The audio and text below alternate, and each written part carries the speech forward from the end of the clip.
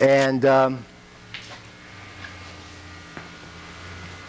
Paula, once you grab the bar, we're going to do a barbell upright row. We're going to just face the camera, pick up the bar and turn, face the camera.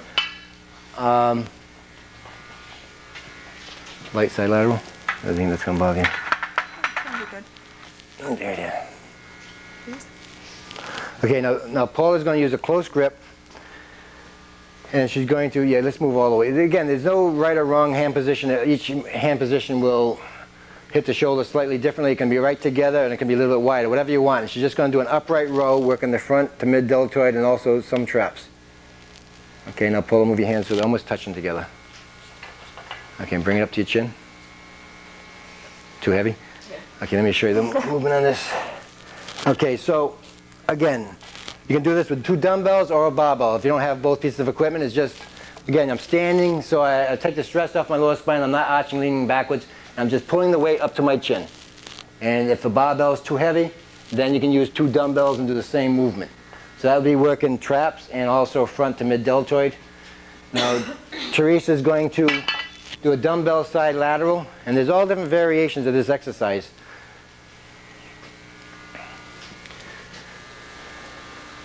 Now this is working, again, mostly front to mid deltoid. Your shoulder has 3 different parts, front, mid, and rear deltoid. This particular movement would be doing mostly those areas. And that's the way that we do them here. And also can do it from the front of your thigh, same movement. Or you can do the other movement with, as if you're in a lateral machine. You could just do this particular movement. So there's all different variations of each movement, but this is a dumbbell side lateral. Okay, now why don't we, you can stay right there. Why don't you do a dumbbell bent side lateral. Now this is going to be working more rear deltoid. And Paula, why don't you come up here and do an alternating dumbbell front raise. Okay. Now Teresa, why don't you sit on the edge of the bench, feet way forward. Okay, now she's going to be doing a a bent side lateral, working more the rear deltoid.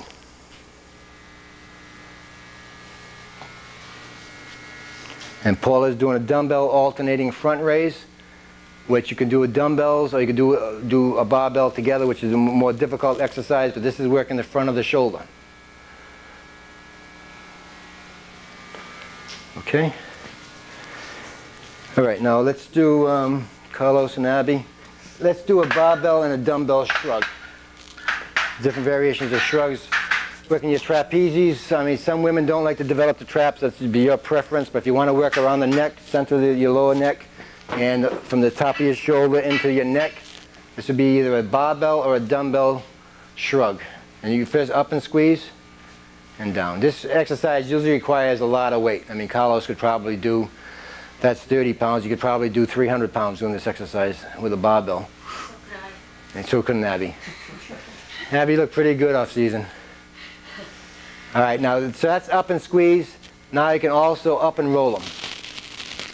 There's different variations, and on this particular movement with a dumbbell, when you do an up and roll, there's nothing wrong with bending your elbows slightly. It's going to let you get a little bit higher range of motion. Again, this is your preference. A lot of women don't like to train traps. But I mean, again, don't think, I mean, Abby is an athlete. She's been eating correctly and training very, very hard for years and years and years, and this is what she's trying to do. Just because you're a woman at home and you're just trying to look more feminine and toned, don't worry about it. Just exercise, eat correctly, and do aerobic activity. And you're not going to get bulky and with a lot of lean muscle tissue. It's unless you killed yourself every day. I mean, it's not, most people, I hear this all day long, and it's kind of comical. It's very, very difficult to develop this much muscle. All right, so that would be for the shoulder exercises. Now let's get into, all right, why don't you two stay there. Now we do a couple of bicep exercises. Carlos, you're going to do a barbell curl, and Abby, why don't you do a dumbbell curl. Why don't you go a little lighter, you don't have to show off today. Oh, That's 2 different sizes. Here's the other 20. Oh, here's the other 20 here. And Abby's going for the big weight, but we're just demonstrating. All right, so let's just do a curl. And now this exercise here, you want a good range of motion, come up and really squeeze the bicep. And you want to go down, but you don't want to hyperextend the elbow. You want to come a good range, on every movement we do, you want a good full range of motion. But most exercises, you don't want to lock out and snap the elbow, nor do you want to hyperextend an elbow coming too straight doing a bicep curl.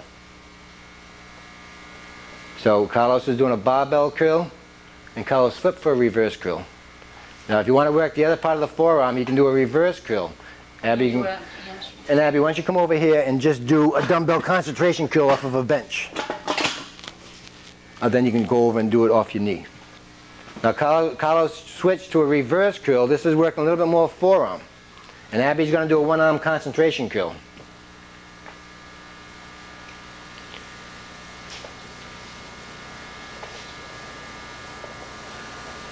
Okay, Abby, why don't you just sit down and show them how you can do a concentration curl off of a bench.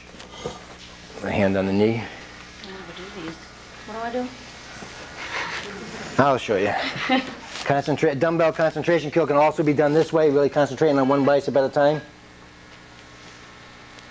Again, you want a good range of motion. You got to really focus on squeezing the bicep. I mean, once you learn the exercise, the next part of it is really learn how to contract that muscle. Lots of times new people say, well, what am I training? Then if you don't know what muscle you're training, you can't really contract it. You got to really focus on squeezing that particular bicep. All right, so that's another way of doing a concentration curl. Carlos, why don't you do a couple of wrist curls with a barbell off of the bench. Now Carlos is going to go into forearms and he's going to do some wrist curls. Again, this can be done with a barbell or a dumbbell. And if you don't have benches at home, a lot of this stuff can be done off of a regular sturdy chair. Make sure it's sturdy, or right on the floor. Sometimes you can't get as much of a range of motion, but you do the best you can do. So that's working your forearm.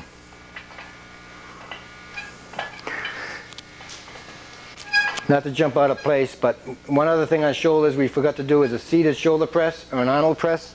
Abby, why don't you just sit here and do that exercise. Try to get something with back support, so you want to elevate the seat. And just a basic overhead press. This can be done with a dumbbell or a barbell. There's different variations. You can just keep your palms forward all the time, or you can start with your palms reversed on the front of your chest, up with a twist. But it's basically just some kind of a barbell or a dumbbell overhead press. Now if you have a back problem, this might be one of the worst exercises there is for lower back, because you're sitting down and you get all that compression on the lower spine. If you have an L4, L5 herniated disc, a bulging disc, this is one exercise you've got to be leery of. I think the dumbbells are easier to do. I have a back problem, I can't do any free weight military presses. My back goes on me every time, but I can sit down and do dumbbell presses. So again, be cautious, try very lightweight, try the movement and see if you're finding any discomfort. If you had a back problem a long time ago, it's not going to cause a problem. I'm talking about if your back is currently acting up. Certain things you should be a little leery of.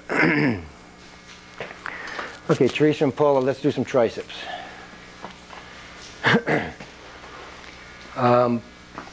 Paula, why don't you do a dumbbell kickback on the bench? We'll grab, let's just go into an 8-pound dumbbell kickback. And Teresa, we're going to do a seated extension. All right, now on the tricep kickback, you do one arm at a time, and you're really just keeping your elbows stationary, good range of motion, and really squeezing the tricep. You would do one side, and then you'd alternate and go to the other side. We'll do a barbell extension. How's your shoulder? All right, so Paula can reverse sides and do the other tricep. Now Teresa's going to do a tricep extension. You can do this, actually let me lower the seat a little bit more.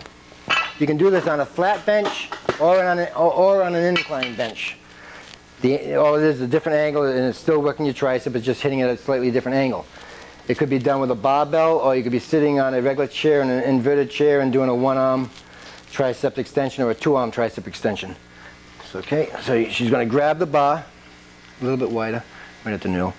She's going to keep the elbows stationary in, and she's going to bring the bar down to the top of her head, and she's going to extend all the way up, squeezing the tricep.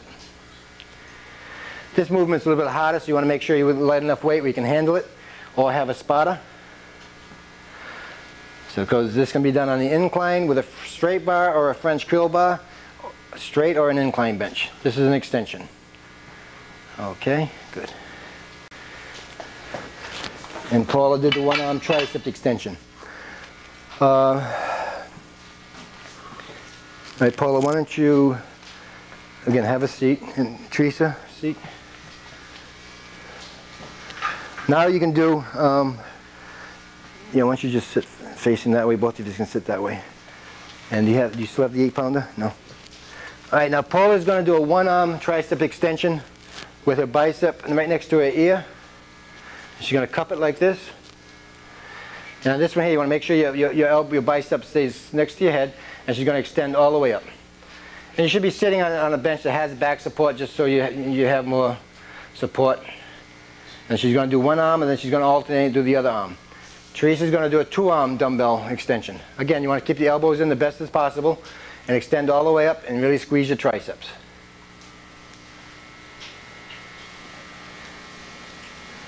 So this is another tricep movement.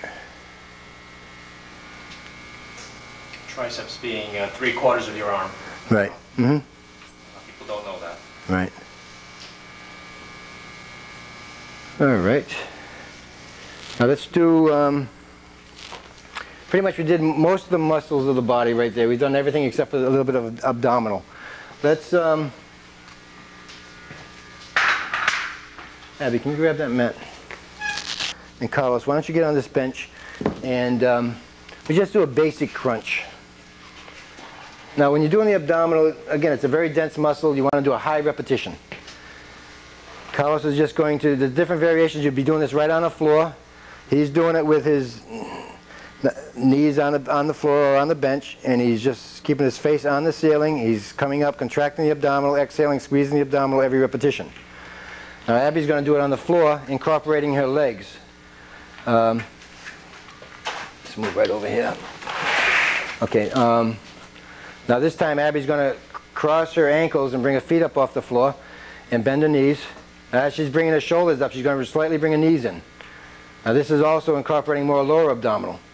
The stomach muscle is one long muscle, but you've got to incorporate your legs if you want to work more of the lower abdominal, so you need to do both. Then Abby, uncross your legs and do like a bicycle. You're going to opposite knee to elbow. Okay, so again, there's just all different variations of abdominal. Carlos, maybe you can sit up with a 45-degree angle and do leg raises. Again, now Carlos is working more lower abdominal because he'll be bringing his knees up. Bent knee. There's just so many different variations.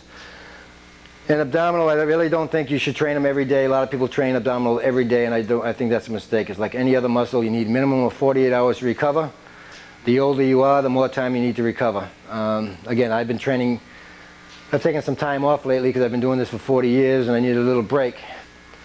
But when I trained for the last 15 years or so, when you get into your middle 30s, I think unless you're doing a circuit or something like this at a low intensity, you're better off hitting each muscle group once a week, but hitting it hard. If you're just doing a basic training at home or a Nautilus circuit theory, then you can hit it 2 or 3 times a week. But if you're training at a high intensity, I prefer training each muscle group when you get into your upper 30s and 40s and 50s, hitting each muscle group at a high intensity once a week and giving it plenty of time to recover. If you're young, then obviously you don't need as much time to recover, and you can hit each muscle group 2 or 3 times a week. So this was the segment on home training. So I hope you enjoyed it. Next thing we're going to do for people who are going into a gym for the first time,